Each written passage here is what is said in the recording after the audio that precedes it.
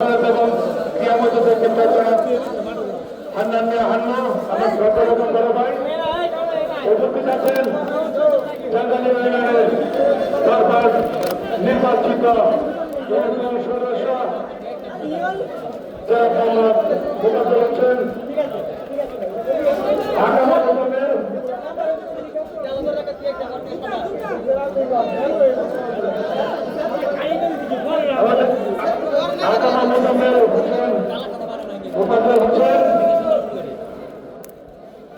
আমাদের মাঝে উপস্থিত আছেন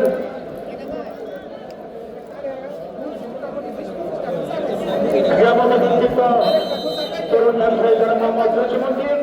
উপস্থিত আছেন আজকের টুর্নামেন্টের সমাপ্ত